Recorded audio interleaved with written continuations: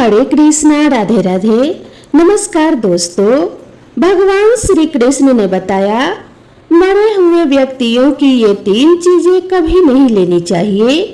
जय श्री कृष्णा दोस्तों, गरुड़ पुराण के धर्म कांड के प्रेत कल्प में मृत व्यक्ति की ऐसी 3 वस्तुओं का वर्णन किया गया है जिनका उपयोग कभी नहीं करना चाहिए, अन्यथा भयंकर यातनाएं सहन करनी पड़ती है और अनेक प्रकार की हानि होती है।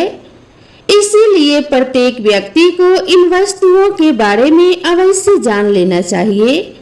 श्री कृष्ण ने गरुड़ जी को अत्यंत ज्ञानवर्धक जानकारी दी है।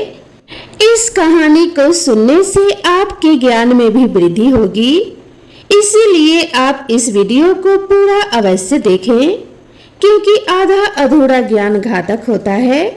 तो चलिए शुरू करते हैं। दोस्तों, एक बार गरुड़ जी जो भगवान विष्णु के वाहन हैं, वह अपने मन में शंका लेकर भगवान श्री कृष्ण के पास द्वारिका में आते हैं। अपने प्रिय वाहन गरुड़ को देखकर भगवान श्री कृष्ण अत्यंत प्रसन्न होकर उनका स्वागत करते हैं और कहते हैं कि हे गरुड़, द्वारिका में तुम्हारा स्वागत है। तुम्हारे आने से मुझे बड़ी प्रसन्नता हुई है। निस्संदेह तुम्हारे आने का कोई विशेष कारण होगा। बताओ किस प्रयोजन से तुम यहाँ पधारे हो। गरुड़ जी भगवान श्री कृष्ण को प्रणाम करते हुए कहते हैं कि हे प्रभु, आप तो सर्वज्ञ हैं। इस पूरे संसार में कुछ भी आपसे छिपा नहीं है। मैं आपके पास एक शंका लेकर आया हूँ, जिसका समाधान केवल आप ही कर सकते हैं। भगवान श्री कृष्ण हंसते हुए कहते हैं कि हे पक्षीराज, तुम्हारी जो भी शंका हो निसंकोच होकर पूछ लो। तुम्हारी हर शंका और समस्या का समाधान करना मेरा परम कर्तव्य है। गरुड़ जी गंभीर स्वर में कहते हैं कि हे प्रभु, मेरा प्रश्न यह है कि जब कोई जीव मृत्यु को प्राप्त होता है, तब वह अपने साथ कौन सी वस्तुएं लेकर जाता है, और मृत्यु के बाद उस प्राणी से जुड़ी कौन कौन सी वस्तुओं का उपयोग उसके परिवार के अन्य लोगों को नहीं करना चाहिए। भगवान श्री कृष्ण ने अत्यंत गंभीर स्वर में कहा कि हे गरुड़, तुम्हारा प्रश्न अत्यंत महत्वपूर्ण है। इस संसार में जो भी जन्म लेता है उसकी मृत्यु निश्चित है।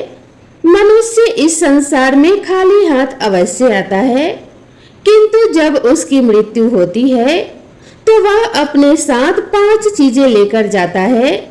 और यह भी सत्य है कि जीवित मनुष्य को मरे हुए व्यक्ति की 3 चीजों का उपयोग कभी नहीं करना चाहिए।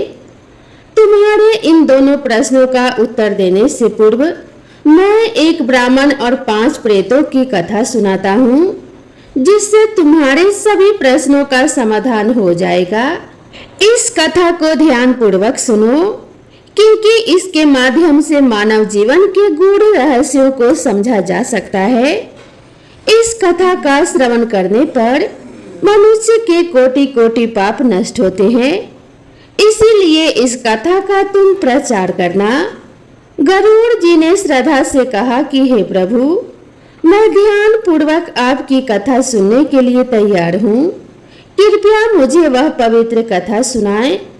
फिर भगवान श्री कृष्ण जी ने गरुड़ जी को वह कथा सुनाते हुए कहा कि हे गरुड़, एक समय की बात है।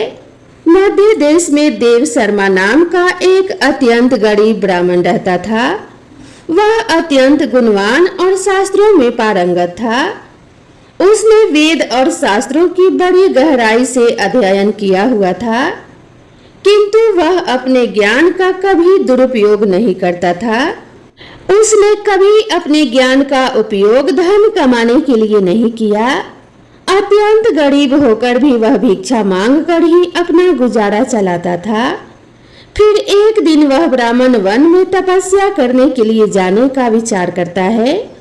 वह ईश्वर का ध्यान करने के उद्देश्य से वन में विचरण करने लगा। ब्राह्मण तपस्या करने के लिए जिस वन में प्रवेश करते हैं, उस वन का नाम विपिन वन था। वह वन अत्यंत भयानक और डरावना था, जिसके बारे में दूर दूर तक लोग चर्चा किया करते थे। इस वन में प्रवेश करने की हिम्मत बहुत कम लोग ही कर पाते थे, क्योंकि वहां का वातावरण ही भय से भरपूर था। विभिन्न वन में ऊंचे ऊंचे पेड़ थे, जिनकी शाखाएं इतनी घनी थी कि सूर्य की किरणें भी नीचे तक नहीं पहुंच पाती थी। इनमें से कुछ पेड़ प्राचीन काल से खड़े थे, जिनकी विशाल जड़ें जमीन से बाहर निकलकर हर दिशा में फैली हुई थी। वहां पर बट वृक्ष और अश्वत्री जैसे वृक्षों की भरमार थी, जो अपने नीचे किसी को भी दबा सकते थे। इस भयंकर वन में मांडव और समी जैसे पेड़ भी थे, जिनके पास से गुजरते हुए लोगों के रोंगटे खड़े हो जाते थे। इन वृक्षों की शाखाएं मोटी चौड़ी और विकृत थी और उन पर अक्सर अजीब से जीव लटके रहते थे। वहां उगने वाले पौधे भी डरावने थे। विष कन्या और मंजिष्ठा जैसे जहरीले बेलों ने पूरे वन को अपने शिकंजे में लिया हुआ था।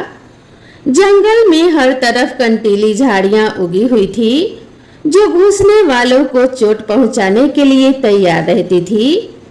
इस वन में विचरण करने वाले पशु पक्षी भी साधारण नहीं थे।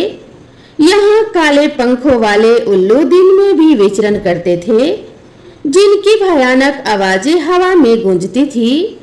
जंगली भेड़िए अपने शिकार की तलाश में हमेशा घूमते रहते थे और उनकी आंखें अंधकार में भी चमकती थी। काले धब्बों वाले तेंदुए और हिंसक भालू भी यहाँ आम दो पक्षियों में शकुनी नामक गिद्ध और काली कौवा पेड़ों पर बैठे दूर से आए लोगों को आतंकित करते थे। विपिन वन का सारा वातावरण ही अत्यंत रहस्यमय और डरावना था, जहाँ हर कदम पर मृत्यु का भय रहता था। मृत्यु का भय अंदर तक आता रहता था और चलते चलते वह एक अत्यंत प्राचीन वृक्ष के पास पहुंच जाता है। वह देखता है कि उस वृक्ष के नीचे 5 पिशाच खड़े हुए हैं। वे सभी पिशाच उस जंगल से गुजरने वाले मनुष्यों का भक्षण करते थे।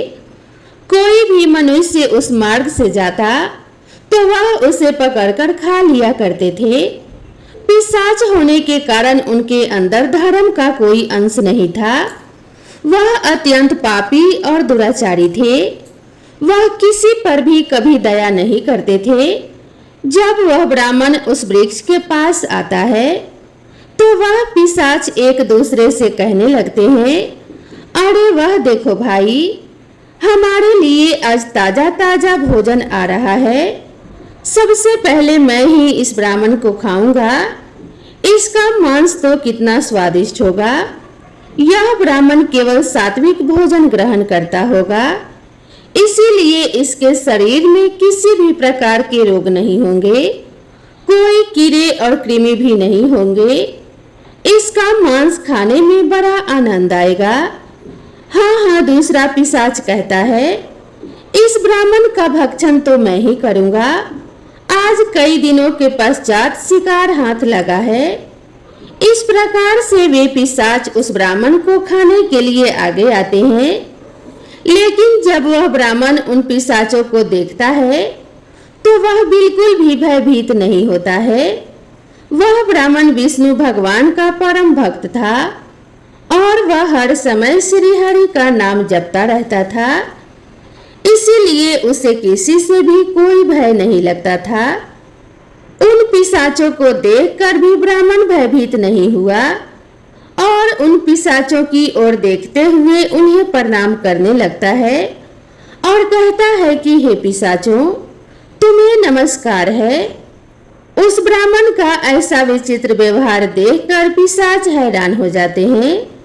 विष्णु भक्त ब्राह्मण के सानिध्य से उनके अंदर से हिंसा का भाव नष्ट हो जाता है और वह आश्चर्यचकित होकर उस ब्राह्मण की ओर देखने लगते हैं और उस ब्राह्मण से कहने लगते हैं कि हे महात्मा, आप कौन हैं और इस वन में अकेले क्यों भटक रहे हैं?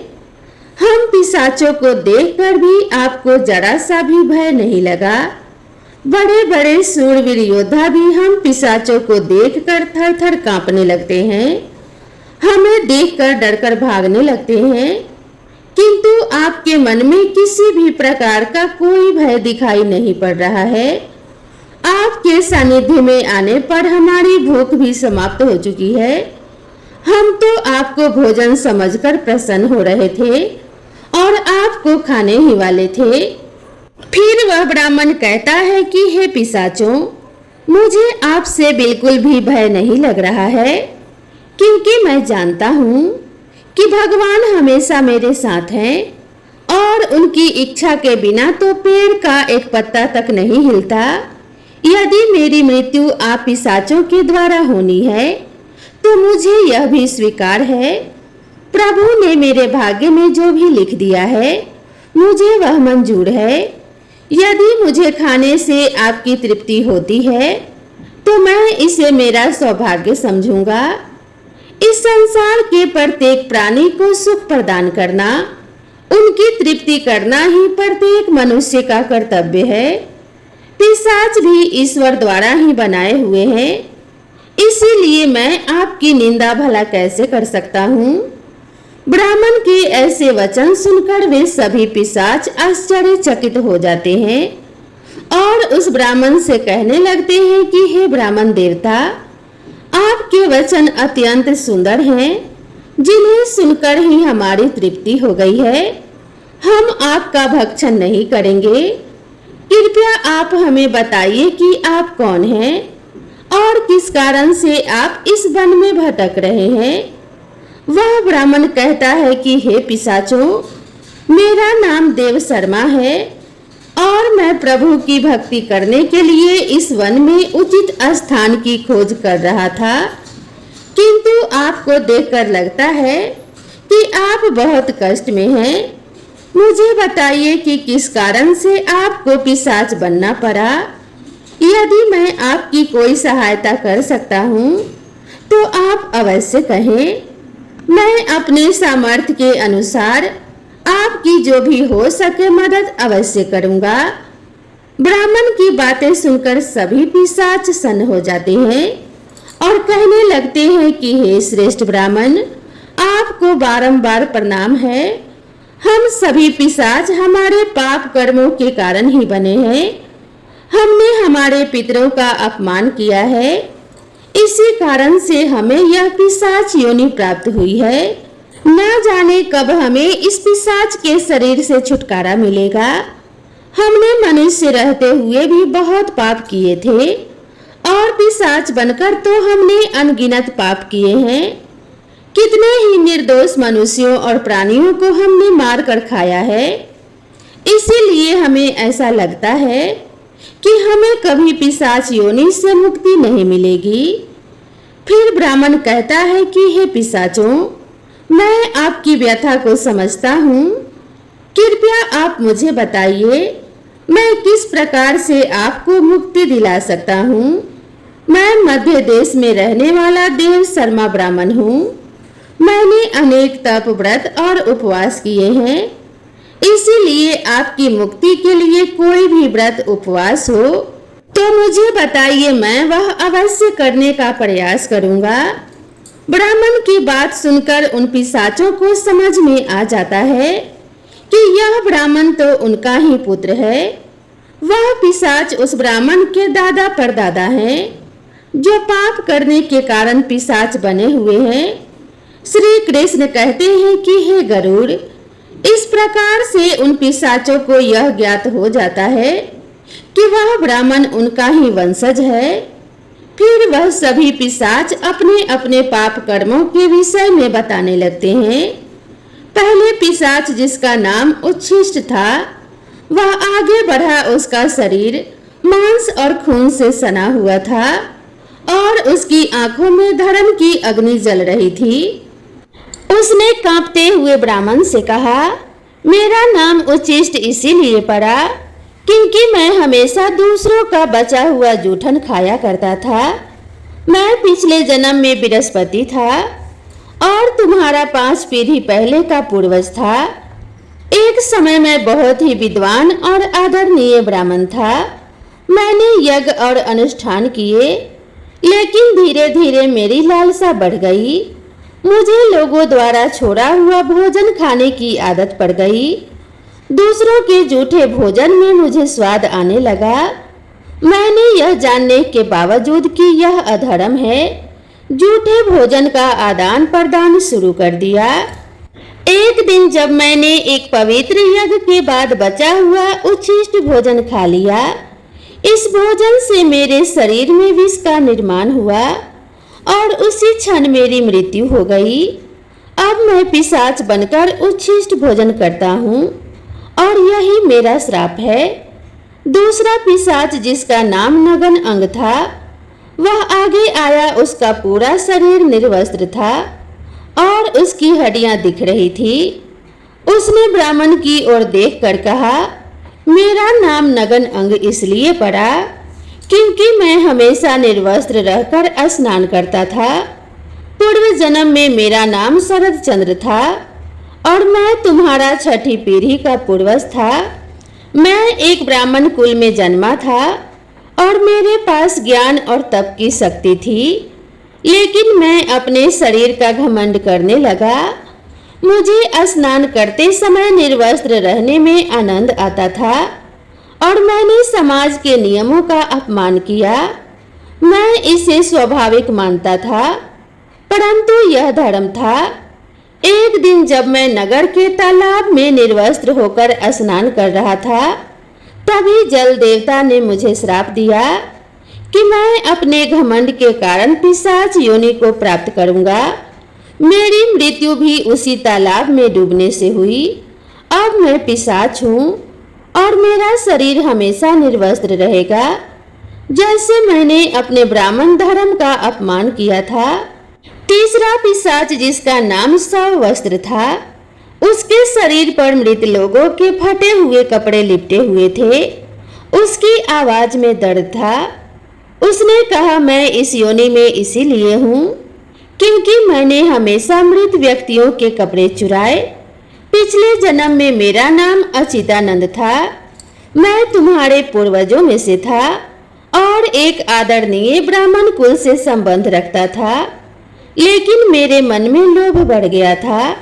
मैं शमशान भूमि पर जाकर मृतकों के वस्त्र चुराता और उन्हें बेचता था। मरे हुए लोगों के वस्त्र पहनकर मुझे सुख की अनुभूति होती थी।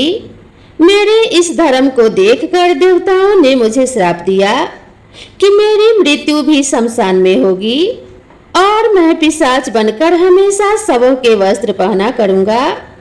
मेरी मृत्यु उसी शमशान में हुई जहां एक भयंकर पिशाच ने मुझे मार दिया। अब मुझे मृतकों के वस्त्र पहनने का श्राप मिला है।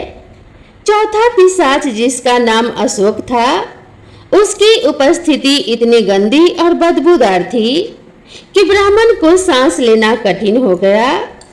अशोक ने कहा, मेरा नाम अशोक इसीलिए पड़ा क्योंकि मैंने हमेशा अपवित्र गंदी चीजों में खुद को लिप्त रखा।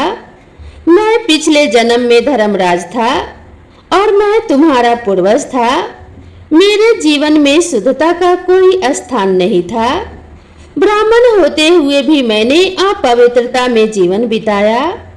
मैंने कभी अपने तन और मन की शुद्धता का ध्यान नहीं रखा। गंदे वस्त्र पहने और अपवित्र स्थान पर रहा। मैं स्नान नहीं करता था और यह सब जानकर भी मैंने धर्म के नियमों का पालन नहीं किया। मेरे इस पाप के कारण देवताओं ने मुझे श्राप दिया कि मैं अशुद्धता में लिप्त रहकर ही इस पिशाच योनि में भटकूं। मेरी मृत्यु एक गंदे तालाब में डूबकर हुई। अब मैं इस पिशाच योनि में हूँ जहाँ मैं हमेशा अपवित्रता से घिरा रहता हूँ। अंत में पांचवा पिशाच द्रव्यहरि था। उसका मुख रक्त से लटपट था और उसके हाथों में मांस के टुकड़े थे। उसने भयावह हंसी के साथ ब्राह्मण से कहा, मैं द्रव्यहरि हूँ क्योंकि मैं मांस और रक्त का लोभी था। पूर्व जन्म में मेरा नाम सोमदेव था और मैं तुम्हारा पूर्वज था। मैं ब्राह्मण होते हुए भी हिंसा और क्रूरता का जीवन अपनाया करता था। मुझे मांसाहार और हत्या में आनंद आता था। मैंने कई निर्दोष प्राणियों का खून बहाया और उनका मांस खाया। मैंने अपने परिवार और समाज की मर्यादाओं का उल्लंघन किया। मेरे इस अधर्म के कारण मेरी मृत्यु एक मांसाहारी भोज के दौरान हुई। जब मैंने एक गाय का मांस खाया तो देवताओं ने मुझे श्राप दिया कि मैं इस पिशाच योनि में आकर रक्त और मांस का लोभी बनूंगा। अब मैं हमेशा द्रव्यहरी बना हुआ हूँ। इस प्रकार से वह पिशाच कहते हैं, हम हमेशा ही उच्चिष्ट वस्त्र पहनते थे। गंदे मैले वस्त्र पहनकर ही भोजन पूजा पाठ आदि किया करते थे। हमने हमेशा ही उच्चिष्ट भोजन ही ग्रहण किया। इसी कारण से हमारी यह दुर्गति हुई है। हम निर्वस्त्र होकर स्नान करते थे, जिस कारण से हमारे पितर हमसे रुष्ट हो गए। हमने कभी पितरों के लिए भोजन अर्पित नहीं किया। इसी कारण से हमें मृत्यु के पश्चात प्रेत बनना पड़ा। फिर वह पिशाच कहते हैं कि हे वत्स, तुम हमारे ही वंश से हो, हम तुम्हारे पूर्वज हैं। यह ईश्वर की ही कृपा है कि उन्होंने तुम्हें हमारे पास भेजा है। अब हमें यकीन हो गया है कि तुम हमें मुक्ति अवश्य दिलाओगे। हे वत्स, तुम अभी जाओ और हमारे मुक्ति के लिए उपाय करो। अपने पूर्वजों की ऐसी दशा देखकर वह ब्राह्मण अत्यंत दुखी हो जाता है और सोचने लगता है कि प्रत्येक मनुष्य का यह निहित कर्म है कि वह अपने पूर्वजों को मुक्ति दिलाने के लिए कार्य करे। वह ब्राह्मण उन पिशाचों को वचन देता है और कहता है कि हे पितामह, मैं आपकी मुक्ति के लिए आवश्यक उपाय करूंगा। फिर वह ब्राह्मण मुनि अगस्त के पास जाता है और उन्हें पितरों की मुक्ति के लिए उनसे उपाय पूछता है। मुनि अगस्त उस ब्राह्मण को पितरों की मुक्ति के लिए किए जाने वाले तर्पण, श्राद्ध, पिंडदान, दान, धर्म आदि क्रियाओं के बारे में बताते हैं। फिर वह ब्राह्मण पवित्र नदी के तट पर जाकर अपने पूर्वजों के लिए वे सभी कार्य करता है जो मुनि अगस्त के बताए हुए होते हैं। वह पहले नदी के पवित्र जल से तर्पण करता है, फिर नदी के तट पर बैठकर पिंडदान करता है और उससे जो कुछ भी हो सके उसी के अनुसार दान धर्म करता है। इस प्रकार से उस ब्राह्मण के द्वारा तर्पण और दान धर्म करने से वे सभी पिशाच मुक्त हो जाते हैं और स्वर्ग की ओर जाने लगते हैं। फिर श्री कृष्ण गरुड़ से कहते हैं कि हे गरुड़, इसीलिए मनुष्य को कभी उचित वस्त्र नहीं पहनना चाहिए, अर्थात गंदे और मैले कपड़े नहीं पहनना चाहिए। कभी उच्छिष्ट भोजन ग्रहण नहीं करना चाहिए। दूसरों का जूठा जमीन पर पड़ा हुआ, दूसरों के द्वारा ठगा गया तथा पितरों को अर्पण किए बिना किया गया भोजन उच्छिष्ट भोजन होता है। हे गरुड़, अब मैं तुम्हें मृत व्यक्ति की उन वस्तुओं के विषय में बताता हूँ जिनका उपयोग जीवित मनुष्य को कभी नहीं करना चाहिए। इसीलिए तुम ध्यान से सुनो। हे गरुड़, मनुष्य इस संसार में जन्म लेकर कई भौतिक सुखों के मोह में पड़ जाता है। मृत्यु के बाद भी उसका उन वस्तुओं के प्रति मोह नहीं छूटता है।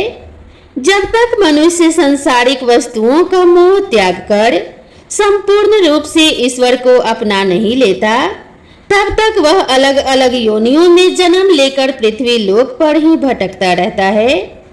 कभी कभी यह मोह इतना अधिक बढ़ जाता है कि वह मृत्यु के बाद भी इसी पृथ्वी लोक पर भ्रमण करता है, अर्थात वह प्रेत योनि धारण करता है।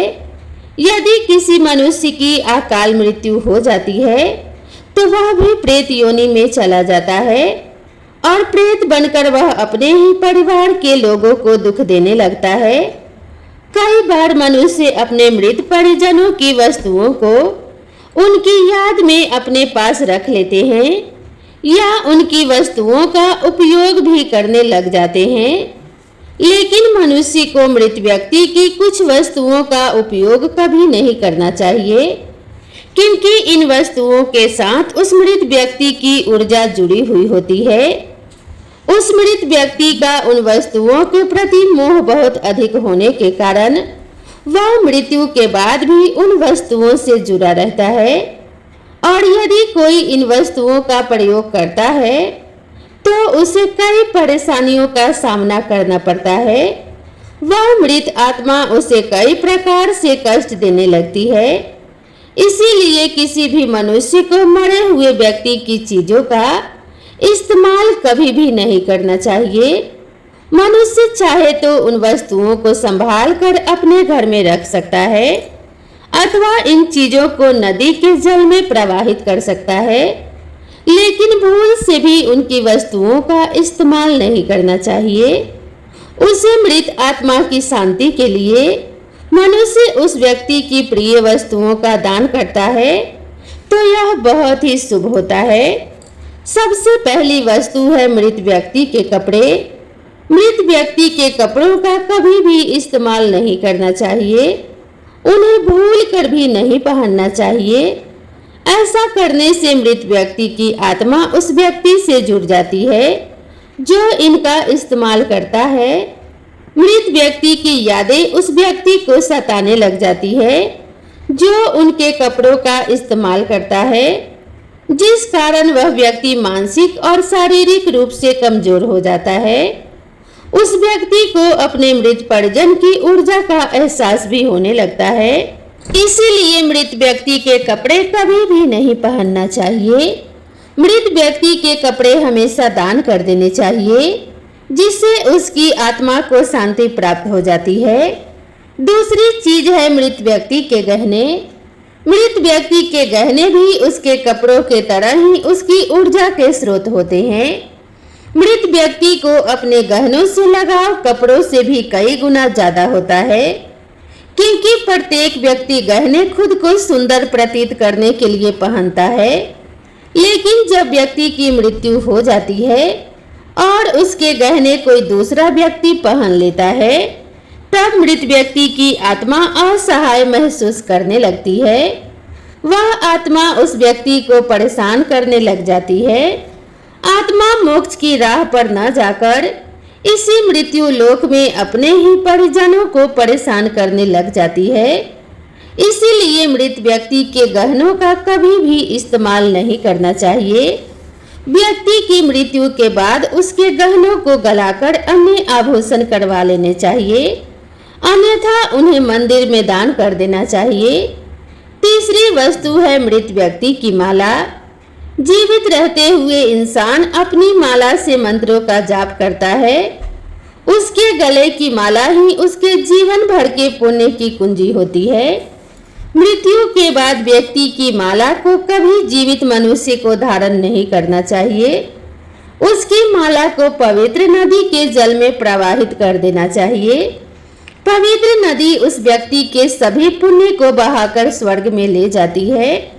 श्री कृष्ण कहते हैं कि हे गरुड़, मृत्यु के बाद मनुष्य अपने साथ केवल अपने पाप और पुण्य को लेकर ही जाता है। सभी भौतिक वस्तुओं को यहीं पर छोड़ देता है। इसीलिए उसे कभी उन वस्तुओं के प्रति अत्यधिक मोह नहीं करना चाहिए। श्री कृष्ण कहते हैं कि हे गरुड़, मृत्यु के बाद आत्मा के साथ कुछ ऐसी चीजें होती हैं जो अगले जन्म में भी साथ जाती है। यह चीज आत्मा के कर्म और इच्छाओं से जुड़ी होती है। अब मैं तुम्हें उन 5 बातों के बारे में विस्तार से बताऊंगा। भगवान श्री कृष्ण कहते हैं कि कामना वह पहली चीज है जो आत्मा के साथ मृत्यु के बाद भी रहती है। मनुष्य की कामनाएं उसे नया शरीर धारण करने के लिए प्रेरित करती है। कामना एक ऐसी शक्ति है जो आत्मा को लगातार नए शरीर की खोज में लगाए रखती है। जब एक व्यक्ति की मृत्यु होती है तो उसकी इच्छाएं उसके साथ जाती है और यह इच्छाएं उसके नए जन्म में पुनः कार्य करती है। कामना को एक प्रकार की चंचल ऊर्जा माना जाता है जो आत्मा को सांसारिक जीवन के चक्र में बांधे रखती है। अगर मनुष्य अपनी सभी इच्छाओं का त्याग कर देता है तो उसे मोक्ष की प्राप्ति अवश्य हो सकती है। इसीलिए कहा गया है कि मृत्यु के समय अपनी इच्छाओं का त्याग करना अत्यंत महत्वपूर्ण है। जो लोग मृत्यु के समय अपनी इच्छाओं को साथ लेकर जाते हैं, उन्हें पुनः जन्म लेना पड़ता है, क्योंकि उनकी कामनाएं उन्हें अगले जन्म के लिए प्रेरित करती हैं। श्री कृष्ण कहते हैं, वासना कामना का ही एक उन्नत रूप है। वासना वह है जो मनुष्य को इंद्रियों के सुख और भोग की ओर आकर्षित करती है। यह एक ऐसी लालसा है जिसका कोई अंत नहीं है। मृत्यु के समय भी अधिकांश लोग वासना से मुक्त नहीं हो पाते हैं। यह वासना सांसारिक वस्तुओं, धन, परिवार और भोगों के प्रति आकर्षण को बढ़ाती है। वासना इतनी शक्तिशाली होती है कि यह मृत्यु के बाद भी आत्मा के साथ रहती है। वासना का उदाहरण विष्णु पुराण में राजा भरत की कथा में मिलता है। राजा भरत ने एक हिरण के बच्चे से अत्यधिक प्रेम किया और इनकी वासना इस बच्चे के प्रति इतनी प्रबल थी कि मृत्यु के समय भी वे इस हिरण के बारे में सोचते रहे। परिणाम स्वरूप उन्हें अगले जन्म में हिरण की योनि प्राप्त हुई। यह दिखाता है कि वासना आत्मा को बंधनों में बांधे रखती है। मन की शांति और ज्ञान से ही वासना से मुक्ति मिल सकती है। श्री कृष्ण आगे कहते हैं, कर्म मनुष्य की सबसे महत्वपूर्ण धरोहर है, जो उसके साथ मृत्यु के बाद भी जाती है। मनुष्य जीवन में जो भी कार्य करता है, अच्छे या बुरे काम उसके अगले जन्म में फल देते हैं। मृत्यु के समय आत्मा द्वारा किए गए सारे कर्मों का लेखा जोखा होता है। अगर किसी व्यक्ति ने अच्छे कर्म किए हैं तो उसे परलोक में सुख और शांति मिलती है और अगले जन्म में भी उसे समृद्धि प्राप्त होती है। वहीं अगर उसने बुरे कर्म किए हैं तो उसे नरक या दुखदायी जीवन की प्राप्ति होती है। यही कारण है कि हमारे धर्म शास्त्रों में काम को अत्यधिक महत्व दिया गया है। कर्म की गति इतनी अद्भुत होती है कि यह 7 जन्मों तक आत्मा का पीछा करती है। इसीलिए मनुष्य को सदैव पुण्य कर्म करने का प्रयास ही करना चाहिए। भगवान श्री कृष्ण चौथी चीज के रूप में कर्ज का उल्लेख करते हुए कहते हैं, कर्ज एक ऐसी वस्तु है जो मृत्यु के बाद भी आत्मा का पीछा करती है। यदि कोई व्यक्ति जीवन में किसी से कर्ज लेता है और उसे चुकाए बिना ही मर जाता है, तो वह कर्ज अगले जन्म में भी उसके साथ रहता है। कर्ज आत्मा पर एक प्रकार का बंधन बनाता है और जब तक यह चुकाया नहीं जाता, आत्मा इससे मुक्त नहीं हो सकती। मृत्यु के बाद उस आत्मा को परलोक में कर्ज चुकाने के लिए दंड भी दिया जा सकता है। पुनर्जन्म में कर्ज के कारण व्यक्ति को शारीरिक या मानसिक कष्ट झेलना पड़ सकता है। इसीलिए धर्म शास्त्रों में कहा गया है कि जीवन में लिए गए सभी ऋणों को चुकाकर ही मृत्यु की ओर बढ़ना चाहिए, ताकि आत्मा अगले जन्म में इस बोझ से मुक्त हो सके। अंत में भगवान श्री कृष्ण गरुड़ जी को भक्ति का महत्व बताते हुए कहते हैं, भक्ति वह पवित्र मार्ग है जो आत्मा को ईश्वर से जोड़ता है। जो व्यक्ति सच्चे मन से भगवान की आराधना करता है, उसकी आत्मा मृत्यु के बाद भी उस भक्ति का फल प्राप्त करती है। भक्ति ही वह शक्ति है जो आत्मा को जन्म मरण के चक्र से मुक्त करती है और उसे मोक्ष की प्राप्ति दिला सकती है। भक्ति से भरा हृदय मृत्यु के बाद भी ईश्वर के समीप रहता है। यही कारण है कि भक्ति को जीवन का सबसे पवित्र साधन माना गया है। इस प्रकार भगवान श्री कृष्ण ने गरुड़ जी को बताया कि आत्मा के साथ मृत्यु के बाद कामना, वासना, कर्म, कर्ज, पुण्य और भक्ति रहती है। यह चीज आत्मा को जीवन के चक्र में बांधे रखती है, यह मोक्ष की ओर ले जाती है। तो दोस्तों, इस प्रकार से श्री कृष्ण ने गरुड़ जी को अत्यंत महत्वपूर्ण ज्ञान दिया है। उम्मीद है यह जानकारी आप सभी को जरूर पसंद आई होगी। दोस्तों, अगर यह वीडियो और यह जानकारी आपको अच्छी लगी हो तो कृपया कमेंट करके ज़रूर बताएं। वीडियो पसंद आई हो तो इसे एक लाइक ज़रूर करें और अपने परिवार और सभी मित्रों के साथ इसे शेयर करें। और ऐसे ही नए नए वीडियो के लिए मेरे चैनल को सब्सक्राइब करना ना भूलें। भगवान श्री कृष्ण और श्री हरि विष्णु की कृपा आप सभी भक्तों के ऊपर सदा सर्वदा बनी रहे। इसी मंगल कामना के साथ आप सभी से विदा लेते हैं। मिलते हैं इसी तरह की नेक्स्ट वीडियो में। तब तक के लिए राधे राधे।